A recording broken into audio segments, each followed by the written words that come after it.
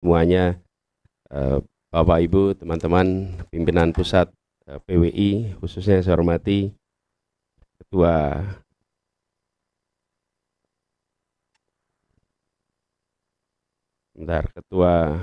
PWI Pusat Pak Henry Bangun, kemudian juga Sekjen Pak Said Iskandar Shah, Ketua Dewan Pers, Ketua Dewan Penasehat, Wakil Ketua Dewan Penasehat, dan semua saja tanpa disebut nama satu persatu.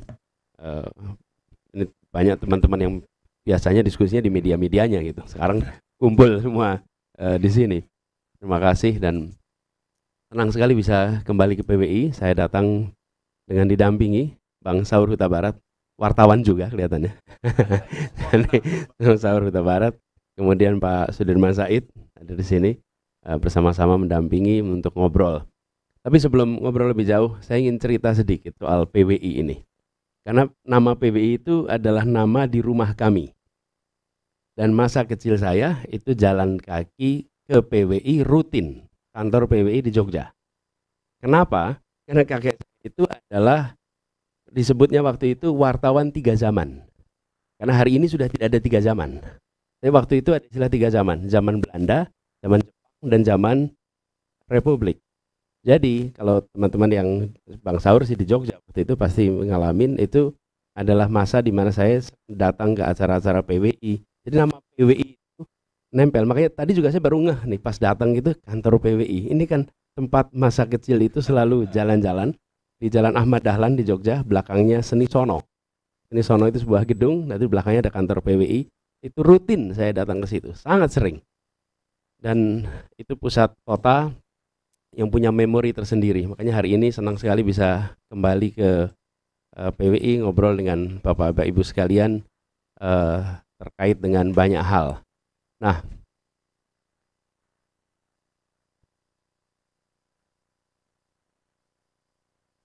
bentar.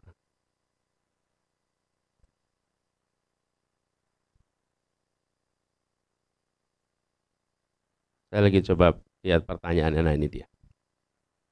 Jadi, Bapak Ibu sekalian,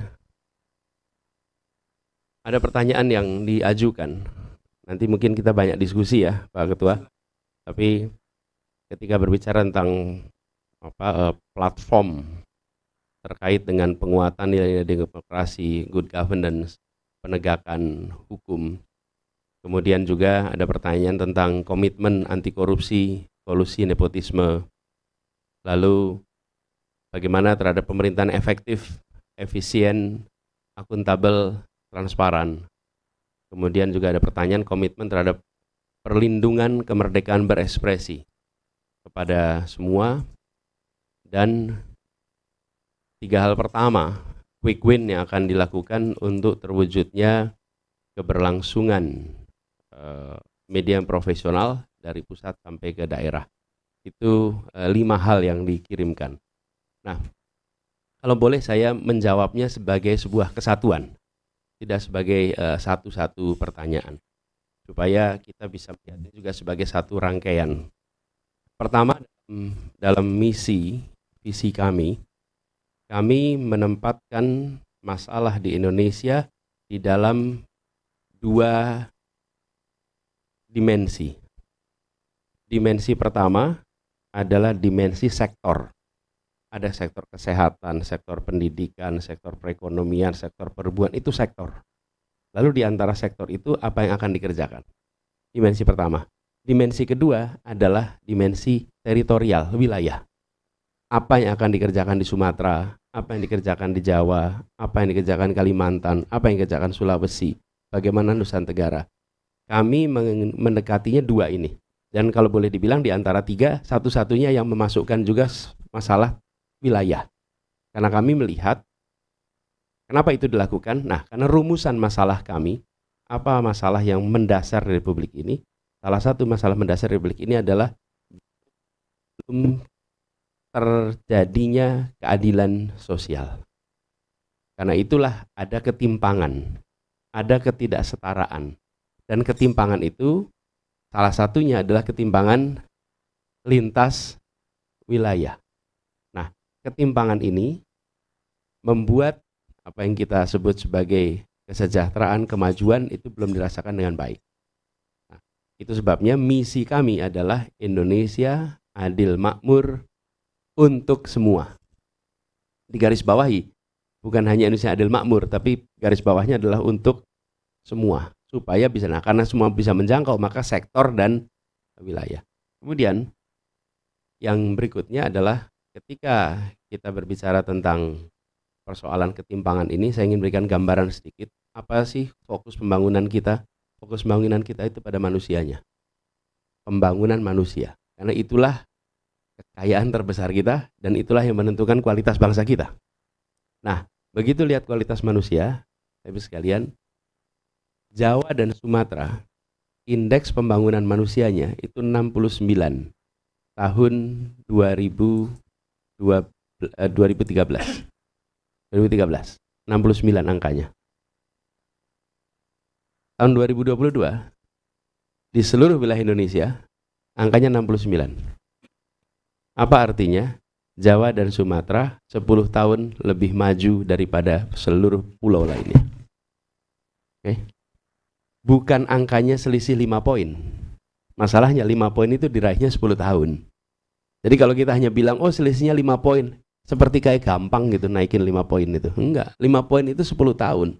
Kalau ketinggalannya sampai 10 tahun, indeks kualitas manusia, maka ini bukan tanda yang sehat. Bukan tanda yang sehat. Nah, kenapa kami masukkan faktor waktu? Karena seringkali ketika kita menyebutkan selisih, kita tidak membayangkan berapa lama mencapai selisih itu. Itu sebabnya dimensi waktu menjadi penting. Nah, kualitas manusia ini, perekonomian kita, distribusi kesejahteraan menjadi kunci untuk menjaga Indonesia kami. Nah, ini ya yang kami ingin sampaikan. Kita ingin menjaga Indonesia supaya tetap satu kesatuan, baik utuh. Ini bukan karena kita nomor urutnya 1 ya, kemudian 1. Tapi ini udah dibikin kemarin-kemarin tuh. Jadi kita itu sudah mengalami beberapa kali 1. 1 yang pertama, 1 bangsa. Tahun 28 ditandai dengan bahasa bersama, dan kita pakai bahasa itu sekarang di sini sehingga dari manapun kita berada tidak perlu penterjemah. Bangun, pane dengan bintang nggak perlu penterjemah. Kalau pakai bahasa daerah lain masing-masing ini harus pakai penterjemah nih. Tapi kita 1 bangsa, 1. Yang kedua, 1 negara tahun 45. Yang ketiga, 1 kesatuan tahun 50.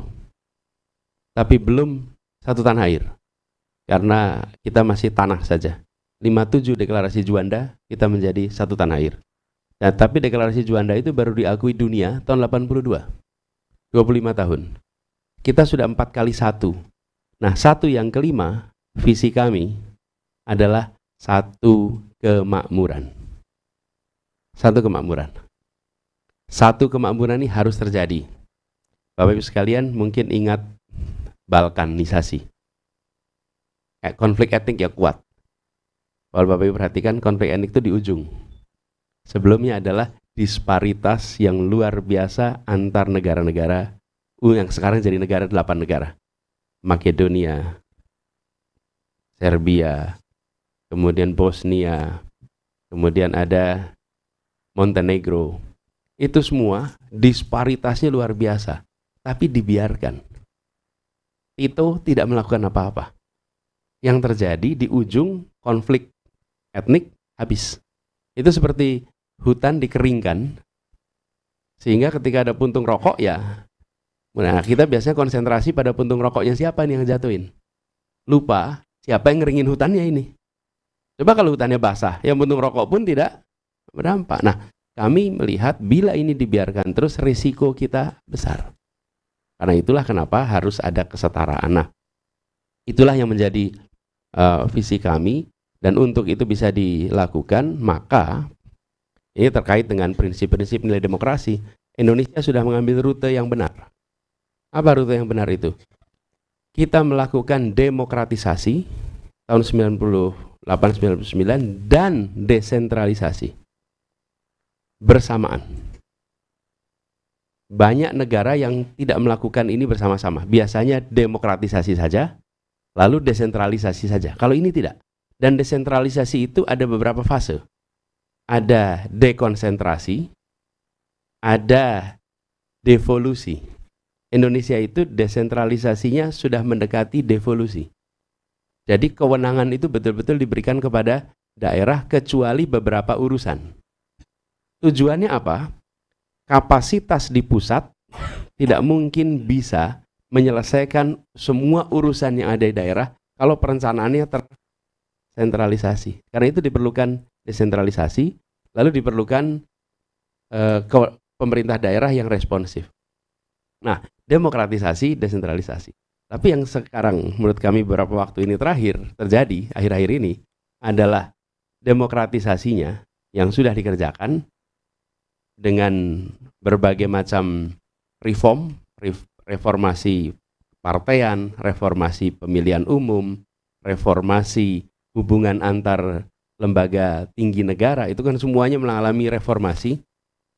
Ini dalam beberapa tahun terakhir ini kita mengalami penurunan kualitas demokrasi kita. Indikator-indikatornya ada.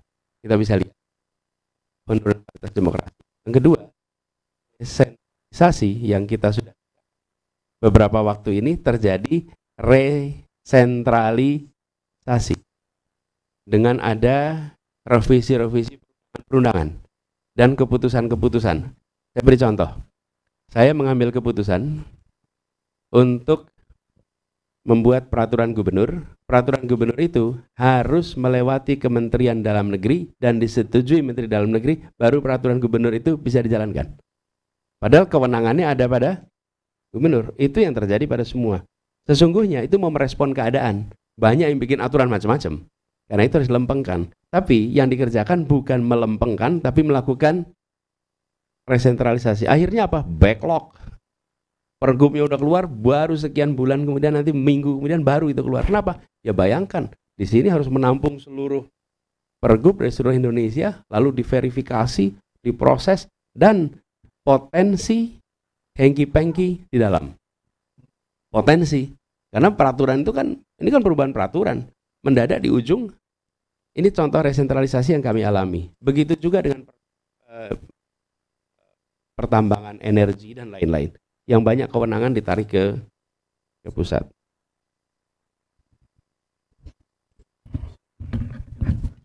Double aja ya. Nah, gitu. Mudah-mudahan malah jadi stereo gitu. Ya. Kelihatannya treble-nya perlu ditambah, Mas. Terlalu ngebas nih. Rosa aja kalah nanti ya. Nah, jadi kami melihat ini harus dikembalikan. Jadi ketika tadi ini menjawab pertanyaan yang di belakang sebenarnya, bagaimana pemerintahan menjadi efektif? Saya merasa bersyukur karena pernah merasakan berada di pemerintahan pusat, lalu ditugaskan menjadi pemerintah daerah, walaupun lokasinya masih di Jakarta. Tapi statusnya adalah pemerintah daerah. Dan satu-satunya pemerintah daerah yang tidak harus pergi kemana-mana kalau dipanggil pemerintah pusat. Kalau yang lain harus terbang, kalau kita cuma nyebrang jalan aja itu kalau panggil. Nah, apa yang menurut kami penting? Desentralisasi jangan ditarik menjadi resentralisasi, tetapi desentralisasi ini harus diiringi dengan guideline KPI atas capaian yang harus dilakukan oleh provinsi dan kabupaten kota.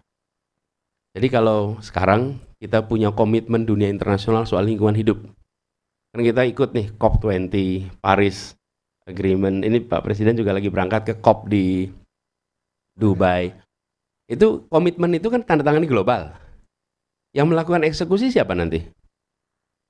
Kan di kota-kota. Pertanyaannya, ada nggak wali kota yang tahu apa yang harus dikerjakan? Tidak. Nggak tahu. Kalau ada wali kota peduli lingkungan hidup, itu wali kotanya peduli, bukan ada guideline dari pusat. Oke? Kalau ada wali kota peduli nasib ibu hamil, itu adalah wali kotanya peduli, bukan karena guideline dari pusat. Semua urusan welfare kita hampir tidak ada guideline dari pusat. Jadi daerah itu jalan sendiri. Mbak Nino cek aja. Kita ini, saya dipanggil satu, kalau dipanggil itu masih dikumpulin. Satu, kalau ada silpa yang besar. Yang kedua, kalau uang diparkir di banknya banyak. Yang ketiga, kalau penggunaan produk dalam negeri di dalam pengadaan barang dan jasa itu rendah. Tapi kesehatan ibu, kesehatan anak, jumlah sekolah, jumlah ruang kelas, nggak ada itu semua. Nah itu yang justru kami mau buat. Jadi kami merasa untuk menjadikan pemerintah jadi efektif, maka pemerintah pusat harus menyusun kebijakan sampai di level provinsi, dan level provinsi meneruskan di level kabupaten kota. Sehingga di semua aspek pemerintahan, tiap kepala daerah itu tahu apa yang harus dikerjakan. Kenapa? Pemerintah pusat ini melakukan transfer ke daerah uang banyak sekali. Uangnya dikirimkan, tapi KPI-nya nggak ada. Nah ketika KPI-nya nggak ada, maka desentralisasi itu sangat tergantung kepada respon masyarakat di sekitarnya. Kalau tidak ada media, yang nggak jadi perhatian. Aman kalau tidak ada media, sosial media. Tapi kalau ada media, baru responsif. Betul tidak? Ini kan kenyataan di lapangan. Nah, kami melihat ini harus diubah. Nah, dulu ketika saya bertugas di kementerian, kami merasakan itu. Pendidikan itu banyak wilayah yang alokasi anggarannya tidak 20%. Tidak 20%. Dan tidak ada yang perhatikan. Jadi kami membuat namanya neraca pendidikan per kabupaten kota, per provinsi se-Indonesia. Dan ketemu kabupaten yang alokasi per siswa per tahun 80.000. Ketemu kabupaten tetangganya, kota, yang alokasi per siswa per tahun 250.000. Lalu ketemu kota yang alokasinya 500.000. Lalu ketemu kota yang alokasinya 5 juta rupiah, ini Jakarta. Bayangkan 80, 250, 500, dan Jakarta 5 juta per anak per tahun. Bagaimana kita bisa membangun? Nah ini semua tersembunyi di bawah permukaan layar. Nah, bagaimana kita bisa mengubah jika ini tidak di-address? Kewenangan diberikan, fiskal power diberikan, tapi tidak ada guideline capaian. Diserahkan kepada rakyat. Nah, rakyat itu dicek kepuasannya. Kepuasan itu tergantung pada kinerja. Tidak. Kepuasan itu tergantung ekspektasi. Kalau ekspektasinya rendah, kepuasan itu mudah. Kalau ekspektasinya tinggi, kepuasan itu sulit. Nah, kalau ekspektasinya rendah, maka kalau ditanya puas tidak? Puas. Sekolah sampai apa? SMP, syukurlah. Dulu bapak nggak sekolah. Nah, itu repot Pak kita. Ekspektasinya rendah. Jadi SMP sudah puas. Nah, ini yang harus kita ubah. Jadi kami melihat untuk pemerintah efektif harus lakukan itu. Desentralisasi jalan. Kemudian yang berikutnya tentang demokrasi. Demokrasi ini yang paling kita lihat sebagai salah satu masalah adalah kita ingin menjaga agar pasal 1 ayat 3 Undang-Undang Dasar 45 itu terjaga terus. Yaitu hukum di atas kekuasaan, karena ini negara hukum, bukan negara kekuasaan. Jangan sampai Indonesia bergeser menjadi negara kekuasaan. Dalam negara hukum, kekuasaan diatur hukum. Dalam negara kekuasaan, hukum diatur oleh kekuasaan. Dan menurut saya ini harus kita jaga supaya Indonesia tetap berada di dalam jalur sebagai negara hukum. Dan ini membutuhkan komitmen dan membutuhkan pengawasan dari semuanya. Kami melihat komitmen tentang ini yang insya Allah dari sisi kami, ini akan kami pegang sebagai komitmen untuk menjaga Indonesia sebagai negara hukum. Dan memberikan ruang kebebasan untuk berekspresi. Kami melihat ada pasal-pasal di dalam perundangan kita yang menghambat orang untuk berani mengungkapkan pandangan. Termasuk di dalam Undang-Undang ITE. Di situ ada pasal-pasal yang menurut kami itu perlu direvisi sehingga tidak menimbulkan rasa takut di dalam berekspresi. Saya pernah sampaikan berapa kali, selama di sosmed orang masih nyebut kata Indonesia dengan istilah Wakanda, dengan istilah Konoha, maka Indonesia masih ada masalah. Tapi kalau kita sudah berani menyebut dengan nama Indonesia, maka perasaan takut itu tidak boleh ada. Berkali-kali kami sampaikan, takut itu hanya boleh di tempat yang otoriter. Ini Bapak Ibu sekalian, teman-teman mengalami era otoriter. Di situ ada rasa takut. Karena memang era otoriter itu pilar penopangnya rasa takut. Kalau rasa takutnya hilang, rejimnya tumbang. Di mana-mana. Rasa takut hilang, rejim tumbang. Di Timur Tengah, di Iran, di Manila, dimanapun. Indonesia juga mengalami. Nah, kalau demokrasi, pilarnya trust. Trust inilah yang menjadi kekuatan demokrasi, kepercayaan. Nah, kami melihat trust itu mengalami penurunan yang luar biasa. Apa indikasi penurunannya? Banyak sekali. Akhir-akhir ini. Apalagi menjelang pemilu. Kemarin saya sampaikan pada saat acara dengan Bawaslu, Indonesia sudah mengalami pemilu bebas 5 kali sejak tahun 99. Dan sebelum pemilu, kita selalu berbicara tentang bagaimana semua calon habis. Hari ini percakapan yang dominan adalah netralitas. Pertanyaan yang dominan adalah, akankah terjadi kecurangan? Akankah ada problem sistemik? Itu artinya tumbuh keraguan atas negara di dalam menyelenggarakan salah satu ritual demokrasi. Ritual demokrasi ini pemilu yang waktunya hanya 6 jam, jam 7 pagi sampai jam 1 siang, hanya 6 jam. Itu dikhawatirkan semua orang. Apalagi muncul peristiwa data KPU kemarin bocor. Memberikan pesan kepada semua tentang penurunan trust yang agak serius. Ini harus dikembalikan, karena kekuatan kita justru pada trust pada institusi, mulai dari institusi kepresidenan, institusi perwakilan, institusi hukum, institusi judisiari, dan itu semua harus trust-nya itu ditinggikan. Hari ini kita merasakan itu menurun. Nah, ini Bapak sekalian yang kami pandang penting. Lalu yang tidak kalah penting Bapak sekalian, itu terkait dengan anti korupsi, kolusi, nepotisme. Kami memandang perlu mengembalikan institusi penegak hukum, termasuk KPK dan khususnya KPK, menjadi sebuah badan yang kembali independen. Kembali memiliki posisi yang kuat dan diisi orang-orang yang berintegritas. Supaya tempat ini itu menjadi barometer tertinggi di dalam pemberantasan korupsi. Karena itu kemarin kami sampaikan, bila kami bertugas, maka siapapun yang terpilih menjadi komisioner KPU harus tanda tangan pernyataan mentaati seluruh kode etik, dan bila melanggar kode etik maka mengundurkan diri. Saya bilang apa tadi? Oh, KPU. Ya samalah dua-duanya juga harusnya ya. Ya, ini slip of mind ini, apa slip of tongue ini. Ya, dua-duanya lah gitu. Saya bilang KPU ya tadi ya. Keseringan kantor KPU akhirnya ini. KPK udah lama, udah tahun lalu KPK itu soalnya. Ya. Iya, memang ya. Jadi kembali ke sini, bila komisioner KPK terpilih maka harus menandatangani komitmen itu. Fakta itu, bila melanggar kode etik maka mengundurkan diri. Karena menurut saya KPK itu bukan sekedar mentaati aturan hukum. Dia harus lebih tinggi daripada aturan hukum. Dia harus bicara kepatutan. Dan kepatutan itu etika. Kode etik, patut. Ini yang harus dijaga. Karena kalau tidak, wibawa dari upaya pemberantasan korupsi ini turun.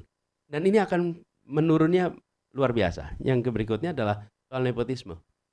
Dan ini memang harus ada ketegasan dan percontohan. Karena kalau tidak ada contoh agak repot kita. Nepotisme ini dicontohkan, bukan diceramahkan. Jadi ini yang harus kita tunjukkan sama-sama. Ya, jadi kan kalau kita menyebut soal MK kemarin, itu bukan kita menuduh. Ini kan keputusan MK. MK itu Majelis Kehormatan Mahkamah Konstitusi. Dan Majelis Kehormatan itu dikatakan bersalah, bukan? Pelanggaran etik berat. Beberapa waktu yang lalu ada beberapa orang guru masyarakat yang datang dari saya nggak usah sebut provinsi, nanti cari orangnya kasihan itu. Tapi dia cerita, Pak Anies, ini masalahnya kami meminta tolong besok ke depan, kalau pengangkatan guru-guru, tolong jangan nepotisme. Orang dalam, ponakannya, saudaranya, sudah siapa kepala sekolah, kepala dinas, dan lain-lain. Dan ketika mereka itu mengadu, Pak ini orang dalam jawabannya, oh di Jakarta aja begitu, apalagi kita di daerah. Kan susah jawabnya. Makanya Anda jangan protes di Jakarta gitu kok. Inilah yang membuat saya bilang harus dicontohkan. Karena kalau tidak dicontohkan di daerah menular. Dan menularnya biasanya lebih ekstrim. Nah, mungkin itu ya teman-teman sekalian. Baik pengantar, saya ada slide tapi kita di sini lebih enak ngobrol daripada lihat slide. Kita diskusi. Siap-siap ya. Ya. Baik. Kita ngobrol